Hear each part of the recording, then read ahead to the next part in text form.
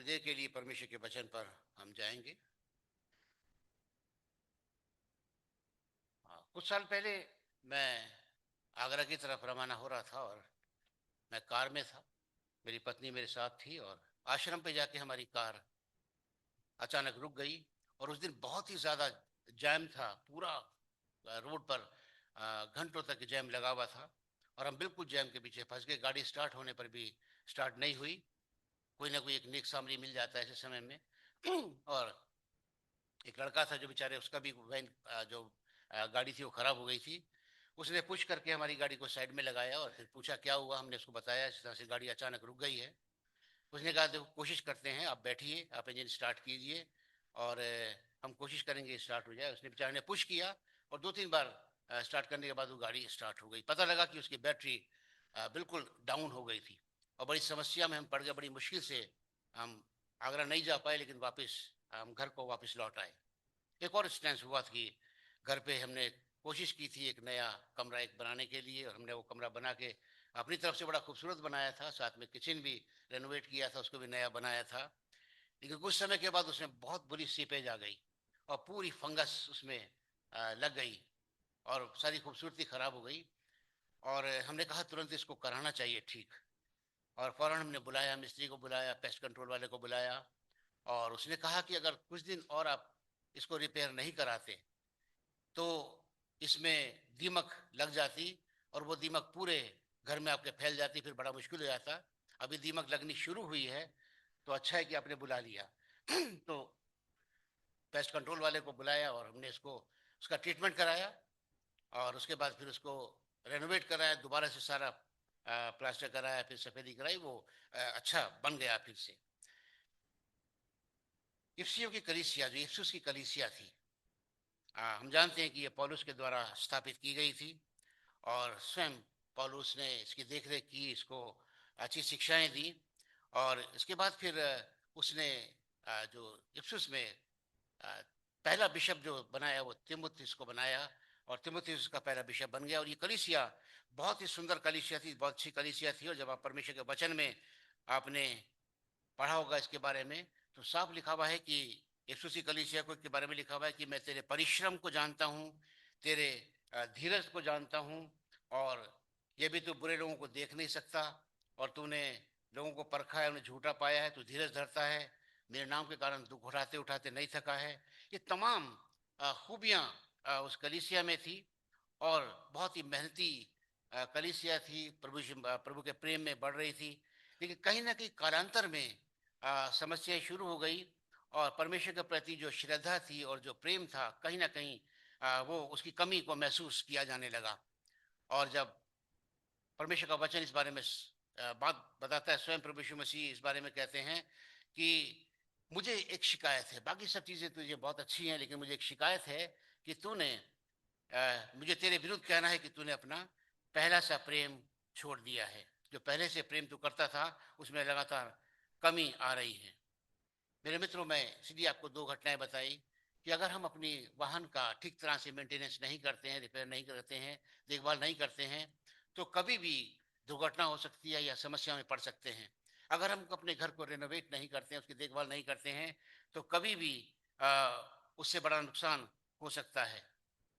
हम मसीही जीवन में, आत्मिक जीवन में हम जीते हैं मेरे मित्रों, तो यदि हम इस बात को सोचें कि यदि अपने जीवन से हम तमाम उन बातों को जो कि हमें परमेश्वर से अलग जाती हैं, यदि हम उनको दूर ना करें और अपने जीवन में सुधार ना लाएं और अपने जीवन को यदि परमेश्वर के प्रति समर्पित ना करें, अपने आप को परमेश्वर की आराधनाओं से दूर रखें, प्रभु का समय देकर प्रभु को समय में ना आए, प्रभु का हिस्सा प्रभु को ना दें और प्रभु की आज्ञाओं का उल्लंघन यदि हम करते हैं, तो हम स्वयं अपने आप सिद्ध कर देते हैं कि हमने अपना पहला सा प्रेम छोड़ दिया है। प्रियो, परमेश्वर को हम भूल जाते हैं, परमेश्वर के प्रेम को कई बार भूल जाते हैं, लेकिन परमेश्वर याद रखता है कि वो उस दिन को जिस दिन हमने उसकी आवाज को सुनकर प्रभु यीशु मसीह को अपना उद्धारकर्ता ग्रहण किया, उसे बपतिस्मा लिया, अपना प्रेम उसके प्रति दिखाया कि प्रभु जी मैं आगे का जीवन तुझ में होकर जीऊंगा, तुझसे प्रेम करूंगा, मैं उस बलिदान को याद रखूंगा जो तूने मनुष्य जाति के लिए किया, मेरे लिए किया। हम बेशक भूल जाएं लेकिन प्रभु उसको याद रखता है। यदि आप परमेश्वर के वचन में देखें, यिर्मयाह उसका 2:2 में लिखा हुआ है कि यहोवा कहता है कि मुझे तेरी जवानी का स्नेह और तेरे विवाह के समय का प्रेम स्मरण आता है। वो इज़राइल कौम से कहता है कि मुझे तेरी जवानी का स्नेह और विवाह का समय पूरा याद है कि किस तरह से तू मेरे पीछे पीछे चलता था, लेकिन कालांतर में लगातार दूर होता चला गया।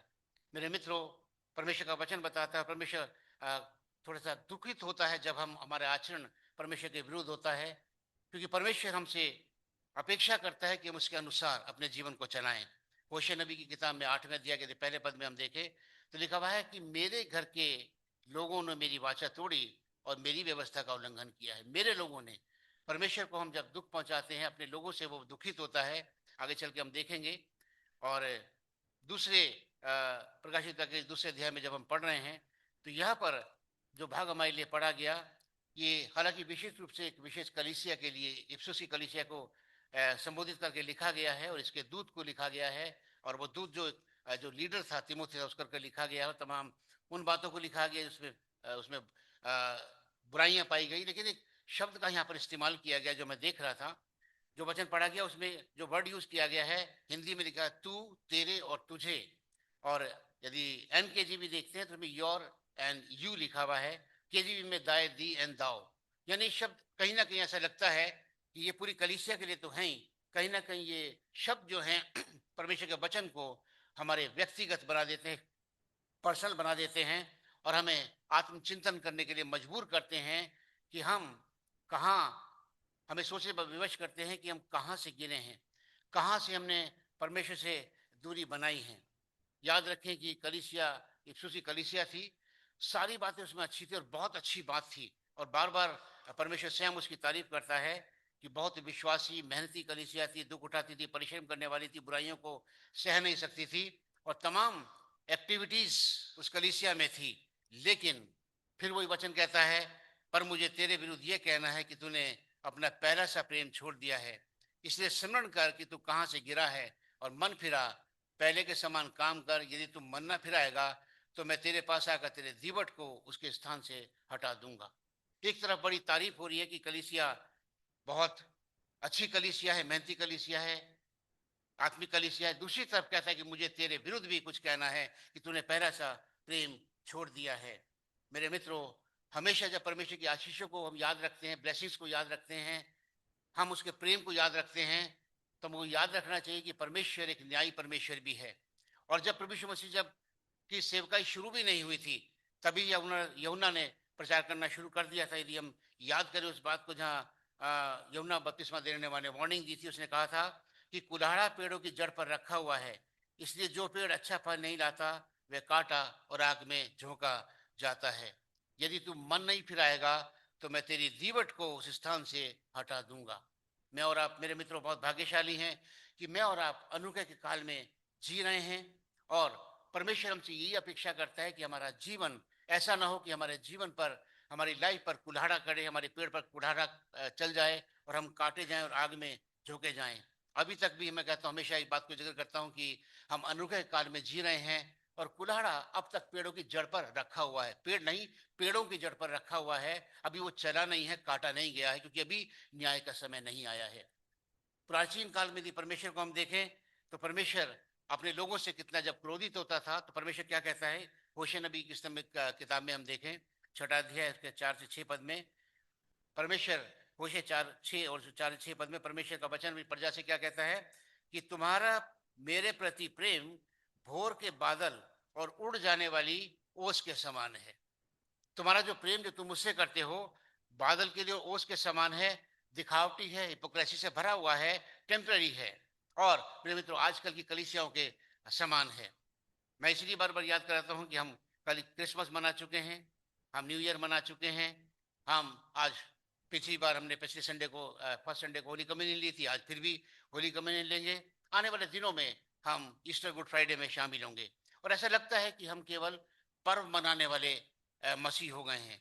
हमारे कुछ विशेष अवसर पर हमारी कलीसियाओं में, हमारी कलीसिया में, सारी कलीसियाओं में, हाँ, बहुत हम लोग एक्टिव हो जाते हैं। बहुत अब नाना किस्म के प्रोग्राम होते हैं, गतिविधियां बढ़ जाती हैं, उत्साह बढ़ जाता है, और बहुत हम धार्मिक दिखने लगते हैं कि बहुत हम लोग धार्मिक हो गए हैं जब फेस्टिवल आते हैं। लेकिन जब फेस्टिवल खत्म हो जाते हैं तो हमारा उत्साह खत्म हो जाता है। प्रभु फिर हमसे कहता है कि वो प्रेम कहाँ गया, वो प्रेम कहाँ गया जो क्रिसमस पे प्रेम था, वो कहाँ गया जब सेलिब्रेशन के समय प्रेम था, वो कहाँ गया प्रेम और वायदे तो न्यू ईयर पे किए थे। आस्ता आस्ता कहीं ना कहीं हमारा ये प्रेम खत्म होता चला जाता है। लेकिन उसी अध्याय में होशे 4 में, होशे 6 में परमेश्वर कहते हैं एप्रेम और यहूदा के विषय में, उनके से कहते हैं, इस कारण मैंने अपने दासों के द्वारा उन पर कुल्हाड़ी चलाकर उन्हें काट डाला। यानी अपने वचनों से उनको लान तान किया, उनको घात किया, उनकी हिप्रोक्रेसी को एक्सपोज किया और वचनों के माध्यम से उनकी अंतरात्मा को काट डाला, ताकि वो जाने पहचाने आत्मचिंतन करें कि हम कहाँ से, हम परमेश्वर से अलग हो गए हैं। जी मेरे मित्रों, आज भी परमेश्वर का वचन और परमेश्वर हमसे ये चाहता है कि हम हिपोक्रेसी का जीवन छोड़ दें। इससे कोई लाभ नहीं है। अगली जब हम दूसरी कलीसिया के बारे में बात करेंगे तो जहाँ लिखा हुआ है कि तू ना ठंडा है न तू गर्म है, तू नीम गर्म है, इसलिए मैं तुझे अपने मुंह से निकालने पर हूँ, उगलने पर हूँ। मेरे मित्रों, बार बार परमेश्वर का वचन हमको ब्लेसिंग की बात करता है, लेकिन बार बार वो वार्निंग भी देता है। आज मेरे मित्रों फर्स्ट संडे है, हम सब प्रभु के भोज में अभी थोड़ी देर के बाद शामिल होंगे। अपने आप से क्या हम प्रश्न कर सकते हैं कि क्या हम प्रभु के प्रेम को केवल क्रिसमस पे याद करते हैं, ईस्टर गुड फ्राइडे पे याद करते हैं, या होली कम्युनियन के दिन हम उस बलिदान को, उस बड़े प्रेम को जो सारी मनुष्य जाति से परमेश्वर ने किया, मेरे व्यक्तिगत जीवन के लिए उसने इतना बड़ी बलिदान दिया, अपने बदन को तोड़वाया, अपना लहू मेरे लिए बहाया, उस प्रेम को, ऐसे प्रेम को, अगापे प्रेम को जिसका कोई सानी नहीं है, क्या हम याद करते हैं प्रतिदिन, या हम केवल समय समय पर ओस के समान हमारा प्रेम रहता है? जैसे होशे नबी से कहता है कि तुम्हारा प्रेम तो बादलों के समान है, ओस के समान है, अभी हुआ और अभी खत्म हो गया। अपने प्रति मेरे मित्रों, आज हम सबको ईमानदार होने की जरूरत है, परमेश्वर के प्रति ईमानदार होने की जरूरत है, आत्मचिंतन करने की जरूरत है और अपने आप से प्रश्न करने की जरूरत है कि हम अपने परमेश्वर से कितना प्रेम करते हैं। कहीं वो हमारे बारे में तो नहीं कहता कि मुझे तेरे विरुद्ध कहना है कि तूने अपना पहला सा प्रेम छोड़ दिया है। मेरे मित्रों, यदि कहीं ना कहीं हमको एहसास होता है कि हम उतना ईमानदार अपने परमेश्वर के प्रति नहीं है जितना हमको होना चाहिए, उतना हम उससे प्रेम नहीं करते जितना उसने हमसे प्रेम किया है, मेरे मित्रों, हमारे पास समय जो है बड़ा लिमिटेड समय होता है। हमारी जिंदगी कब खत्म हो जाए पता नहीं है। हम अपने परमेश्वर से के प्रति कितने ईमानदार हैं और कितने हम उसके आज्ञा का पालन करते हैं, उसके प्रेम को हम पहचानते हैं। ये व्यक्तिगत जीवन से मुझ पर लागू होता है। आत्मचिंतन मैं कर सकता हूँ, आप भी आत्मचिंतन कर सकते हैं। और यदि हम कहीं भी सोचते हैं कि कहीं ना कहीं प्रेम में कमी आई है, तो जब नया साल आता है परमेश्वर हमको याद दिलाता है कि नया साल के मतलब कुछ नया जीवन है, नए सिरे से सोचने की आवश्यकता है। और यदि हम सोचते हैं मेरे मित्रों कि हमने पहला सा प्रेम छोड़ दिया है, कि हमारे पास फिर भी समय है कि उस प्रेम में हम फिर बढ़ सकते हैं। और सबसे पहली बात जो जानने की है वो ये है कि हम विचार करें कि हमसे चूक कहाँ हुई है, हम कहाँ चूक गए हैं। लिखा हुआ है, इसलिए स्मरण कर कि तू कहाँ से गिरा है, चेत कर कि तू कहाँ से गिरा है। मेरे मित्रों, याद रखें कि हमसे ज्यादा जज हमारा कोई नहीं है, केवल परमेश्वर है। और अपने जज हम खुद हो सकते हैं और हम अपने आप को जानते हैं। राजा दाऊद के विषय में हम जान सकते हैं कि उसने एक अपराध किया था और भजन संहिता 51 में वो कहते थे इसे पद में कि मैं अपने अपराधों को जानता हूं और मेरा पाप निरंतर मेरी दृष्टि में रहता है। उसे एहसास हो गया था कि उसने हित्ती उरिया के संबंध में जो पाप किया है, परमेश्वर उससे क्रोधित है और इसीलिए वो परमेश्वर के सामने प्रकट करता है कि मैं अपने अपराधों को जानता हूं, मेरा पाप निरंतर मेरी दृष्टि में रहता है। और भजन संहिता 19 अध्याय के 12वें पद में कहते हैं कि अपने भूल चूक को कौन समझ सकता है, मेरे गुप्त पापों से तू मुझे पवित्र कर। मेरे मित्रों, आज कौन कौन से वो ऐसे गलत काम है जो हमारे जीवन में है, जो हमें परमेश्वर से अलग करते हैं, ये मैं जानता हूं अपने जीवन के बारे में और आप अपने जीवन के बारे में जानते हैं। और परमेश्वर तो सब कुछ जानता है। आज चिंतन करने की जरूरत है दाऊद की तरह कि हम कहाँ से गिरे हैं, कहाँ हमसे चूक हुई है। स्वयं से प्रश्न करें कि वास्तव में हमने अपने परमेश्वर के प्रेम को पहचाना है। जो प्रेम उसने हमसे किया, क्या हमने उसको पहचाना है, या हमारे जीवन में उसकी कोई वैल्यू है कि हम बिना कुछ करे पापों से मुक्त हो गए, हम मृत्यु के बंधनों से छुटकारा हमको मिल गया, हमें अनंत जीवन का वारिस बना दिया गया, जिसके लिए हमने कुछ भी नहीं करा, केवल और परमेश्वर के द्वारा। क्योंकि परमेश्वर ने जगत से ऐसा प्रेम किया कि उसने अपना इकलौता पुत्र दे दिया, ताकि जो कोई इस पे विश्वास लाए नाश न हो परंतु अनंत जीवन पाए। इसमें मैं कहाँ हूँ? कहीं भी नहीं हूँ। जो कुछ किया मेरे परमेश्वर ने किया, जो कुछ किया मेरे प्रभु ने किया, जिसने मेरे प्राणों को बचाने के लिए अपने प्राणों का बलिदान दे दिया। जब हम गुनाह में पड़े हुए थे, यीशु आ गया।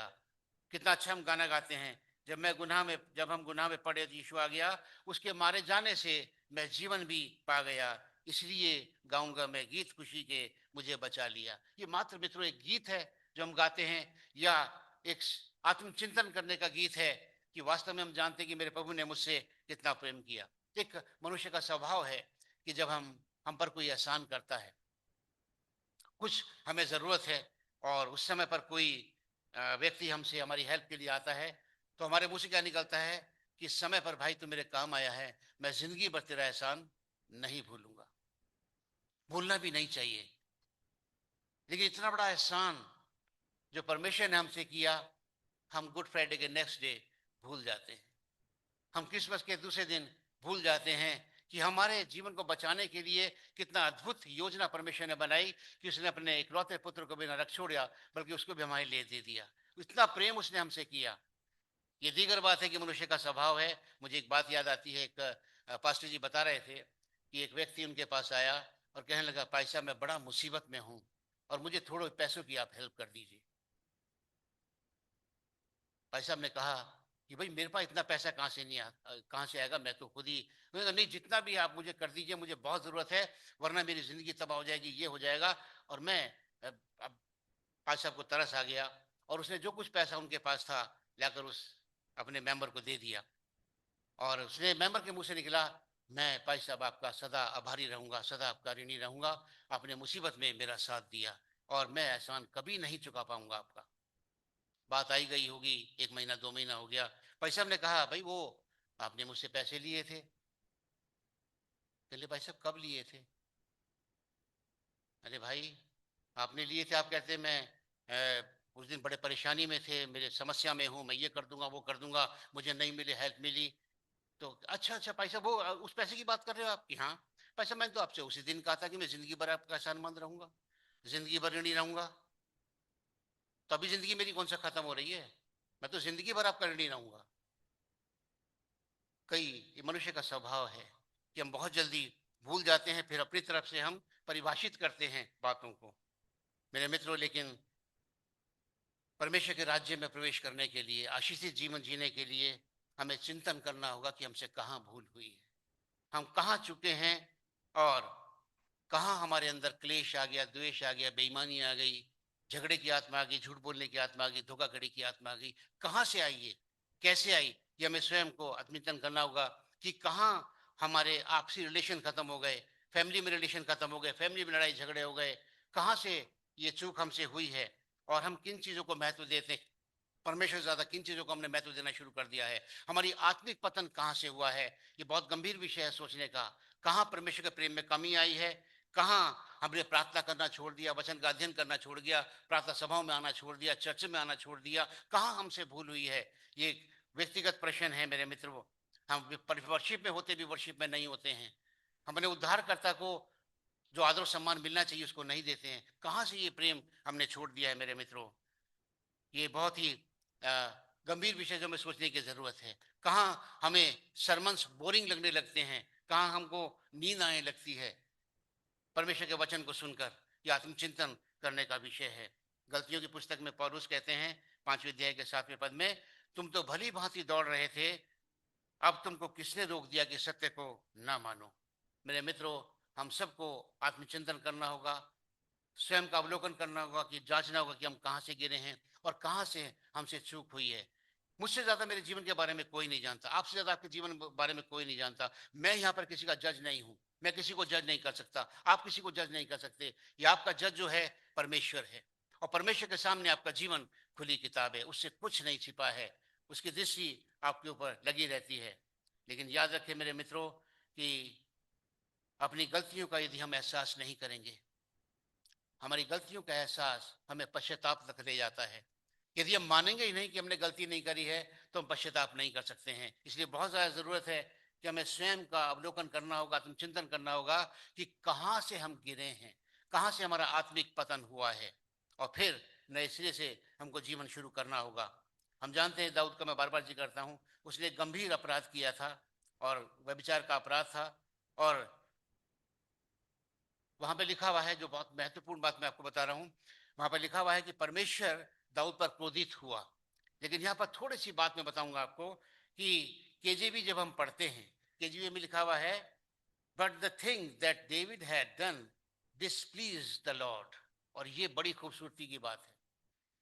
हिंदी में बेशक क्रोधित लिखा हुआ है, लेकिन इंग्लिश में जो केजीवी का ट्रांसलेशन जो बहुत नजदीक है ओरिजिनल लैंग्वेज में, जो हिब्रू के लैंग्वेज में लिखा हुआ है, डिसप्लीज मतलब परमेश्वर अप्रसन्न हुआ। और ये मेरे और आपके लिए बहुत भाग्यशाली की बात है कि परमेश्वर हमसे क्रोधित नहीं होता। क्रोधित तो वो इज़राइल से होता था, क्रोधित तो वो अपनी प्रजा से होता था। मिस्र से निकाल कर ले आया, बपतिस्मा लिया हुआ था, पाकशाह उन्होंने खाई भी थी, सब कुछ खाया हुआ था, लेकिन मार्ग में 20 साल से ऊपर के जितने भी लोग थे मार्ग में नाच चुके, वो था क्रोधित परमेश्वर, क्रोध करने वाला परमेश्वर। लेकिन आज परमेश्वर हमसे अप्रसन्न होता है, नाखुश होता है हमारे कामों से, क्योंकि वो हमसे प्रेम करता है, और बहुत प्रेम करता है। इतना प्रेम कि उसने अपने इकलौते बेटे को बिना रख छोड़ा। और इस प्रेम के कारण वो हमसे अप्रसन्न होता है, बच्चों से अप्रसन्न होता है पिता, लेकिन उनसे क्रोधित नहीं होता है। और ये मेरे लिए आपके लिए बहुत ही भाग्यशाली बात है। और जब दाऊद को बता दिया गया, जब नातान नबी को भेजा गया और संदेशा लेके कि तूने गलत काम किया है, तो वहाँ दूसरा शमूएल के 12 अध्याय यदि 1 से 14 पद में इस बात पढ़े हम, तो 13वें पद में दाऊद ने रियलाइज करा कि मुझसे कहाँ चूक हुई है, मैं कहाँ गिरा हूं। उसने कहा, मैंने यहोवा के विरुद्ध पाप किया है। उसने रियलाइज करा कि मैंने परमेश्वर के विरुद्ध पाप किया है। तब नतान ने क्या बोला उसका, अगर तूने एहसास कर लिया है तो जा, तेरा गुनाह माफ हो गया, तेरा पाप क्षमा कर दिया गया है। और मेरे मित्रों, दाऊद इस बात को 32वें अध्याय के 5वें पद में कहते हैं, जो बहुत ही सुंदर पद लगता है मुझे, कि जब मैंने अपना पाप तुझ पर प्रकट किया और अपना अधर्म ना छुपाया और कहा मैं यहोवा के सामने अपने अपराधों को मान लूंगा, तब तूने मेरे अधर्म और पाप को क्षमा कर दिया। और वचन बताता है मेरे मित्रों कि इसके बाद दाऊद ने कोई पाप नहीं किया। दाऊद ने कोई पाप नहीं किया मेरे मित्रों। तो हम आत्मचिंतन करने की जरूरत है कि हमसे कहाँ चूक हुई है, हमसे कहाँ चूक हुई है। मेरे मित्रों, जो प्रोडिगल सन था, बाप से दूर हो गया, अपना सारा सामान ले गया, बाप ने कुछ नहीं बोला। लेकिन वहां जाकर जब वो सुअरों का साथ जीवन व्यतीत करने लगा, वही फली खाने लगा जो सुअर खाते थे, तब उसे एहसास हुआ। उसने क्या कहा, मैंने बहुत भारी गलती करी है। मेरे बाप के यहाँ तो बहुत से नौकरों को भरपेट भोजन मिलता है और मैं यहाँ कैसा जीवन जी रहा हूं। एहसास किया कि मैंने गलती की है, वो एहसास उसको वापस लौटा के लेकर आ गया। उसे चूक हुई, कहाँ चूक हुई है उसने पहचान लिया, बहुत भारी गलती करी है बाप के घर को छोड़ के। लेकिन बाप, मैंने कहा, उससे अप्रसन्न जरूर था, क्रोधित नहीं था। परमेश्वर का वचन बताता है, उस दृष्टांत में लिखा गया कि बाप ने उसको स्वीकार किया और फिर उसको वही स्थान दे दिया जो उसका बनता था। यह है बाप का नेचर और यह है बेटे का नेचर। मेरे मित्रों, अपने आप को हम देखें कहाँ हमसे चूक हुई है। ये गंभीर विषय है जांचने की। गलती हमने करी है, परमेश्वर अप्रसन्न हुआ है, तो कैसे उस गलती को सुधारा जाए, ये मेरा व्यक्तिगत मामला है, आप में से हर एक का व्यक्तिगत मामला है। और यदि हम सोचते हैं मेरे मित्रों कि हमने एहसास किया है, परमेश्वर की नजर से तो कुछ छुप ही नहीं सकता। इब्रानियों का लेखक उसका 4 अध्याय 13 पद में कहता है, और सृष्टि की कोई वस्तु उससे छिपी नहीं है, कुछ नहीं छिपा है। यदि हम नहीं भी बताएंगे तो भी उसे पता है, लेकिन वो चाहता है कि अपना मुंह खोले कि परमेश्वर, मेरे पिता, मैंने स्वर्ग में तेरे विरुद्ध जो है अपराध किया है, मुझे क्षमा कर दे। और परमेश्वर, मेरे मित्र, जो अप्रसन्न है वो हमसे प्रसन्न हो जाएगा और हमें अपने घर में स्थान देगा। वचन बताता है कि जो अपना अपराध छिपा रखता है उसका भला नहीं होता, उसका कार्य सफल नहीं होता, पर जो उसको मान देता है और छोड़ देता है उस पर दया की जाएगी। आत्मचिंतन करने की जरूरत है कि अपना अपराध हम परमेश्वर से छिपा नहीं सकते। यदि मान लेंगे दाऊद की तरह, तो परमेश्वर हमारे अपराधों को, बड़े से अपराध को वो क्षमा कर सकता है। मेरे मित्रों, यहाँ पर तीसरी जो बात होता है, वो कह रहा है कि केवल हमसे चूक हुई है मान लेना है, लेकिन मन फिरा लिखा हुआ है। मन फिरा, पश्चाताप बहुत ही ज्यादा महत्वपूर्ण हमारे आत्मिक जीवन के लिए है।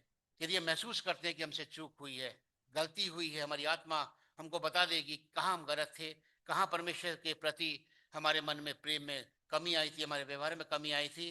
याद रखें मेरे मित्रों कि अभी हम अनुग्रह के काल में चढ़ रहे हैं। मैं बार बार बोलता हूँ, अभी कुल्हाड़ा पेड़ों की जड़ पर रखा हुआ है, इंतजार हो रहा है कि अब फल दे, अब फल दे। प्रभु यीशु मसीह ने क्या कहा एक दृष्टांत में, कि जब स्वामी ने कहा कि इस पेड़ में फल नहीं लगता है, मैं इसको काट डालता हूं। उसने कहा नहीं। माली ने कहा अभी मुझे और समय दे। उसने कहा मैं 3 वर्ष से आ रहा हूं, इसमें फल नहीं है। माली ने कहा नहीं, मैं और समय दे, मैं इसमें पानी डालूंगा, इसमें खाद लगाऊंगा, इसमें थाम लगा दूंगा, अगर अगले साल ना फले तो बेशक तू इसको काट डालना। यह है स्वभाव हमारे परमेश्वर का, जो हमें समय पर समय देता है और इंतजार कर रहा है कि हम कब अपने जीवन में पश्चाताप करें। हम जानते हैं कि दाऊद का भजन जो हम एक बार यदि हम देखें, बहुत सुंदर उसका उसने जब लिखता है, यदि हम भजन संहिता 51 में देखें, दाऊद कहता है हे परमेश्वर, और ये प्रार्थना मैं व्यक्तिगत मेरी रोज प्रार्थना होती है, मैं आपके सामने बता रहा हूँ, ये व्यक्तिगत प्रार्थना मेरी रोज होती है। रोज सुबह जब मैं उठता हूँ, ये प्रार्थना मैं रोज करता हूँ, और ये प्रार्थना हम सबको करनी चाहिए। दाऊद क्या कहता है, गुनाह उसने किया, माफी मांग ली, फिर क्या कहता है, हे परमेश्वर मेरे अंदर शुद्ध मन उत्पन्न कर, मेरे भीतर स्थिर आत्मा नए सिरे से उत्पन्न कर, मुझे अपने सामने से निकाल ना दे, और अपने पवित्र आत्मा को मुझसे अलग ना कर। अपने किए हुए उद्धार का हर्ष मुझे फिर से दे, और उदार आत्मा देकर मुझे संभाल। पापों की क्षमा हो गई, लेकिन तो भी दाऊद ये नहीं कह रहा कि मैं अब बिल्कुल पवित्र हो गया। लगातार वो परमेश्वर से प्रार्थना कर रहा है, परमेश्वर मेरे अंदर शुद्ध मन उत्पन्न कर, स्थिर आत्मा मेरे अंदर उत्पन्न नए सिरे से कर दे, मुझे अपने सामने से निकाल ना दे, क्योंकि तेरे बिना मैं जीवन व्यतीत नहीं कर पाऊंगा। अपने किए हुए उद्धार का हर्ष मुझे फिर से दे, और उदार आत्मा देकर मुझे संभाल। मेरे मित्रों, परमेश्वर हमसे यही अपेक्षा करता है कि अब अपने मन फिराएं, पश्चाताप करें। जकई का पश्चाताप आपने देखा, यदि आप उस जकई के बारे में देखते हैं, चढ़ा तो था वो प्रभु यीशु मसीह को केवल देखने के लिए, प्रभु यीशु मसीह को देखना चाहता था कि वो कैसा है, लेकिन प्रभु यीशु मसीह उसका जीवन बचाना चाहते थे। प्रभु यीशु मसीह को देखना नहीं चाहते थे, उसको के उसका जीवन को बचाना चाहते थे। आज जकई नीचे उतरा, मुझे तेरे घर में रहना जरूरी है। ये परमेश्वर का प्रेम है।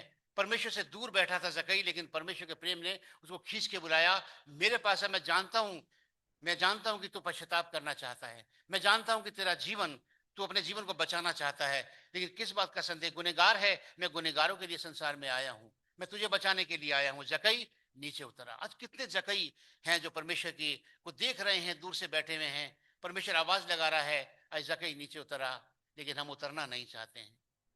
हमारे अंदर वो कौन सी, मुझे नहीं पता रहता कौन सी ताकत है कि हम झुकना नहीं चाहते हैं। हम अपने घमंड में, किस घमंड में रहते हैं पता नहीं है। वो कहता है जकई नीचे उतरा, जकई एक सेकंड के नहीं लगाया, जकई उतर आया, मुझे तेरे घर में रहना जब जकई को बुलाता है तो उसे घर में रहना प्रभु यीशु मसीह कहते हैं बहुत जरूरी है। और मेरे मित्रों, पश्चाताप उसका देखिए, प्रभु यीशु मसीह से मिलने के बाद उसका पश्चाताप। प्रभु जी, प्रभु यीशु मसीह ने नहीं कहा कि तुझे बेईमानी करी है, तूने ये करा वो करा, कुछ नहीं कहा। जब प्रभु यीशु मसीह का दर्शन होता है, मेरे गुनाह मुझे नजर आने लगते हैं। जब मैं पश्चाताप करता हूं तो मुझे पता लगता है किस तरह पे मुझे पश्चाताप करना है। प्रभु जी, मैं अपना आधा माल कंगालों को देता हूं। उसे पता था कि परमेश्वर की नजर से वो बच नहीं सकता। प्रभु यीशु मसीह उसके घर में आए हैं तो उसकी नजर से वो बच नहीं सकता। कहां पर क्या रखा प्रभु को सब मालूम है। आधा माल कंगालों को दे देता हूं, और जिससे मैंने गलत लिया है उससे मैं चौगना फेर देता हूं।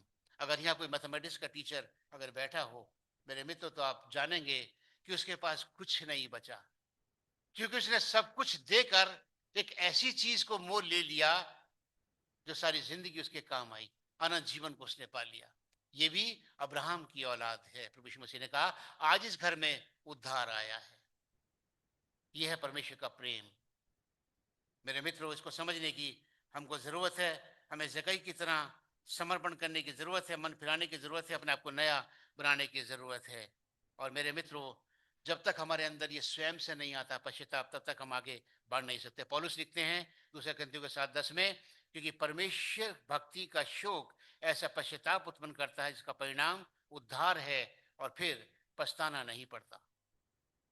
परमेश्वर भक्ति का शोक, जब परमेश्वर की भक्ति में यदि हम लीन हो जाए मेरे मित्रों, तो फिर थोड़ी देर का बेशक हमको शोक होगा, लेकिन उसका परिणाम होगा उद्धार। पश्चाताप के बाद ही हमारा उद्धार हो सकता है। इफिसुस की कलीसिया को बड़ी चेतावनी और सलाह थी कि चेत कर कि तू कहां से गिरा है। याद रखें मेरे मित्रों कि पश्चाताप के बिना पाप की माफी नहीं है, और पाप की माफी के बिना उद्धार नहीं है, और उद्धार के बिना अनंत जीवन में प्रवेश नहीं है। ये एक चेन है जिसको हमको पालन करना होगा। पश्चाताप के बिना पाप की माफी नहीं है, पाप की माफी के बिना उद्धार नहीं है, और उद्धार के बिना अनंत जीवन नहीं है। चूज हमें करना है कि हम क्या चूज करते हैं। और फिर तीसरी बात, मैं जल्दी खत्म करूंगा इसको, लिखा हुआ है चौथी बात कि पहले के समान काम कर। We should be practical, we should be practical Christians. परमेश्वर का वचन बताता है कि जब परमेश्वर ने हमको चुना है, अपने परिवार में लिया है, तो परमेश्वर हमसे अपनी कलीसिया से रादर अपेक्षा करता है, कलीसिया में और आप हैं, कि हम उद्धार पाए हुए लोगों के समान अपने जीवन को व्यतीत करें। हमारे व्यवहार में, हमारे चरित्र में, हमारी भाषा में हमारी हमारे एक उद्धारकर्ता नजर आए। मैं पहले भी कहा था कि कई बार हमें सुनने को मिलता है बाहर, अच्छा नहीं लगता वो लैंग्वेज जो हम यूज यूज करते हैं। मैं शब्द बोलना भी नहीं चाहता, क्योंकि वो अच्छा नहीं होता बोलना, लेकिन हमारे अपने बच्चे, अपने लोग, अपने जवान यूज करते हैं ऐसी भाषा जो यूज नहीं करनी चाहिए। हमारी भाषा में, चरित्र में परमेश्वर का पुत्र नजर आना चाहिए। हमें हमारे हमें हमें हमसे दिखना चाहिए कि हम उद्धार पाए हुए व्यक्ति हैं, हम अलग जीवन को व्यतीत करते हैं। और मेरे मित्रों, शुद्ध भक्ति के साथ और पूरी निष्ठा के साथ हमें अपने आप को परमेश्वर के साथ को समर्पित करके, जो परमेश्वर ने हमें ड्यूटीज एंड रिस्पॉन्सिबिलिटीज दी हैं, हमें पूरा उसको करने की जरूरत है। परमेश्वर हमसे चाहता है कि हम उसकी पत्री बन जाएं। परमेश्वर चाहता है कि हम उसके राजदूत बन जाएं। परमेश्वर की अपेक्षाओं पर हमें खरे उतरना होगा, पहले के समान काम करना होगा, उन वायदों को याद करना होगा जो हमने उस दिन किए थे जब हमने बपतिस्मा लिया था। मैं प्रभु यीशु मसीह को अपना उद्धारकर्ता ग्रहण, व्यक्तिगत उद्धारकर्ता ग्रहण करता हूं, और मैं उसके अनुसार अपने जीवन को चलाऊंगा। ये था पहला प्रेम, जो अक्सर हम भूल जाते हैं मेरे मित्रों। परमेश्वर का वचन बताया, पहले के समान प्रेम कर, पहले के समान काम कर। चेत कर कहां से गिरा है, पश्चाताप कर, और पहले के समान काम कर। प्रैक्टिकल क्रिश्चियन बनने की जरूरत है।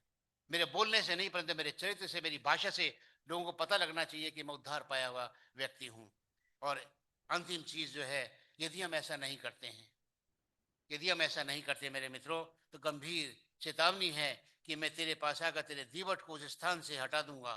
और ये चर्च के लिए, कलीसिया के लिए एक बहुत ही गंभीर चेतावनी है कि दीवट को हटा दिया जाएगा। और कलीसिया को मेरे मित्रों, इसको बहुत ही गंभीरता से चेतावनी को लेने की जरूरत है। इफिसुस की कलीसिया पौलुस के द्वारा स्थापित की गई, बड़े अच्छे विश्वासी कलीसिया थी, हर एक काम में आगे बढ़ती थी। तिमोथी इसके पहले बिशप थे जिन्होंने उसकी बहुत देखभाल करी, और ये अपनी विश्वास और डॉक्ट्रिन के लिए बहुत ही प्रसिद्ध कलीसिया थी। लेकिन जब इसको चेतावनी दी गई कि तूने अपना पहला सा प्रेम छोड़ दिया है, पश्चाताप कर, पहले के समान काम कर, तो कहीं ना कहीं इन्होंने उसे गंभीरता से नहीं लिया। और एक समय आया कि ये जो पूरा सिटी था, एक तरह से वो सेकुलर सिटी बन गया। चर्च में भी सेकुलरिज्म आने लगा। धर्म के नाम की चीज आस्ता आस्ता खत्म होनी गई, और संख्या घटती चली गई। मैं एक जगह पढ़ रहा था कि वहां पर एक जो बहुत मशहूर चर्च था, चर्च ऑफ मेरी, और उसको लिखा हुआ है कि वो चर्च ऑफ मेरी को कब्रिस्तान में तब्दील कर दिया गया, चर्च को हटा दिया गया, कब्रिस्तान बना दिया गया।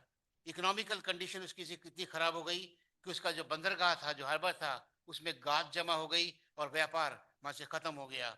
और 263 एडी में गोथिक एक ट्राइब है जो कि जर्मन ट्राइब है, उसने आकर इस पर आक्रमण कर दिया और इस शहर को खत्म कर दिया। 7वीं शताब्दी में एक बड़ा भूकंप आया, उसके बाद अरबों ने राज्य किया। मतलब तबाही पर तबाही इस शहर पर होती चली गई, और आस्ता आस्ता उस गंभीर परिणाम को, चेतावनी को नहीं समझा तो गंभीर परिणाम इसको भुगतने पड़ गए।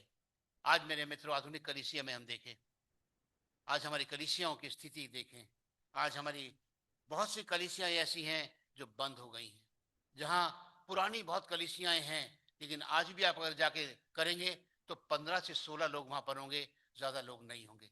आज कलीसियाओं में परमेश्वर के दास नहीं है, परमेश्वर के सेवक नहीं है, ट्रेन पास्टर्स नहीं है, डेडिकेटेड पास्टर्स की कमी हो गई है।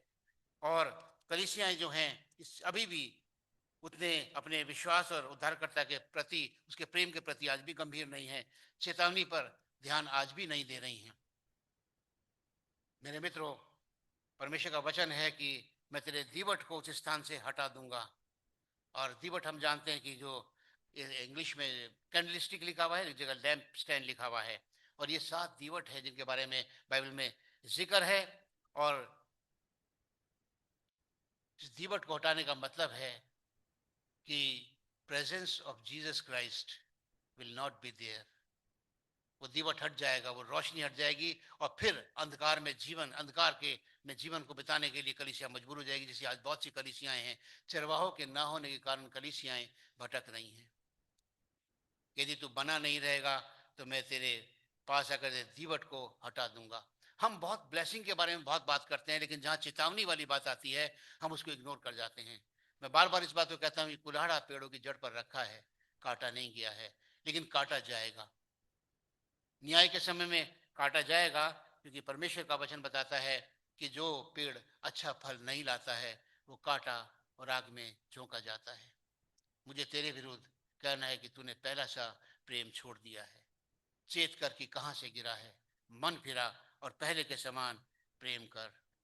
मेरे मित्रों, आज कलीसियाओं को बहुत ही गंभीर होना होगा अपने और अपने प्रभु के रिलेशनशिप के बारे में, उस प्रेम के बारे में हमको प्रतिदिन याद करना होगा।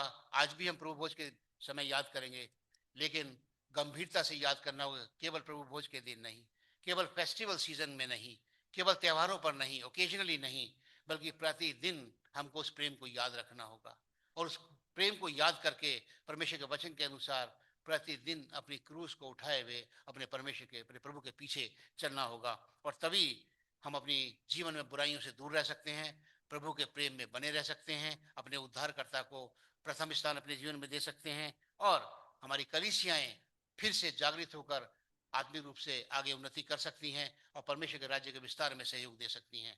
कलीसिया से परमेश्वर यही अपेक्षा करता है, यदि हम कहीं ना कहीं गिरे हैं तो चेत करें कि कहाँ से गिरे हैं, मन फिराएं और फिर से प्रभु के काम में लग जाएं। और एक और जो आखिर में एक वचन है लिखा हुआ है, आज भी वचन, परमेश्वर का वचन बताता है, मेरे और आपसे आज का वचन है ये, जिसके कान हो वो सुन ले, आत्मा कलीसियाओं से क्या कहता है। जो जय पाए उसे मैं जीवन के पेड़ में जो परमेश्वर के स्वलोक में है फल खाने को दूंगा। यदि हमको जीवन चाहिए, अनंत जीवन चाहिए, तो अपने अंदर से, अपनी कलीसिया में से तमाम बुराइयों को दूर करके, चेत करके कहाँ से गिरे हैं, मन फिराकर परमेश्वर के समीप उसके प्रेम में बने रहने की जरूरत है, अपने प्रभु को प्रेम को पहचानने की जरूरत है। और बस परमेश्वर का ये वचन है कि जो इस प्रकार से जीवन व्यतीत करेंगे, परमेश्वर के प्रेम में बने रहेंगे, परमेश्वर के कार्य में बने रहेंगे, अपने उद्धारकर्ता का सम्मान करेंगे, उद्धारकर्ता को जीवन प्रथम स्थान देंगे, उसके बारे में लिखा हुआ है कि मैं उसे जीवन के पेड़ में से जो परमेश्वर के स्वर्लोक में है फल खाने को दूंगा। काश की परमेश्वर हमको ऐसी सामर्थ्य दे कि हमें से हर एक को जीवन के उस पेड़ में से फल खाने का अवसर मिले, और हमारा सारा जीवन परमेश्वर के प्रेम से भरा रहे, हम परमेश्वर के प्रेम को पहचाने और परमेश्वर के उद्धार का कार्य जो है उसका आदर और सम्मान करें। परमेश्वर हम सबको बड़ी आशीष दे।